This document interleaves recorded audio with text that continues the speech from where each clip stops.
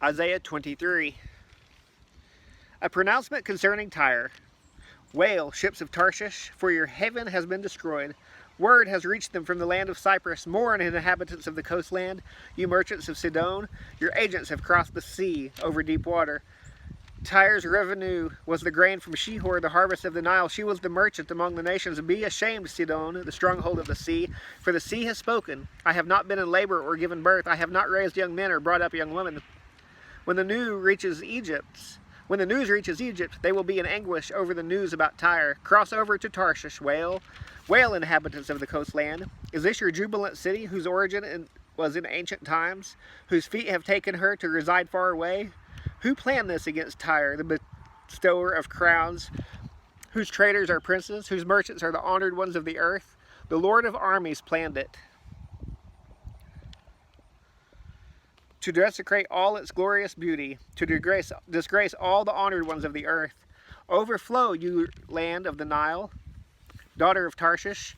There is no longer anything to restrain you. He stretched out his hand over the sea. He made kingdoms tremble. The Lord has commanded that the Canaanite fortresses be destroyed. He said, you will not celebrate anymore, ravished young woman, daughter of Sidon. Get up and cross over to Cyprus. Even there you will have no rest. Look at the land of the Chaldeans, a people who no longer exist. Assyria destined it for desert creatures. They set up their siege towers and stripped its palaces. They made it a ruin. Wail, ships of Tarshish, because your fortress is destroyed. On that day, Tyre will be forgotten for 70 years, the lifespan of one king. At the end of 70 years, what the song says about the prostitute will happen to Tyre. Pick up your lyre, stroll through the city, you forgotten prostitute. Play skillfully, sing many a song, so that you will be remembered.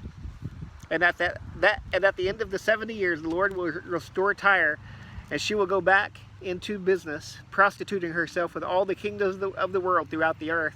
But her profits and wages will be dedicated to the Lord.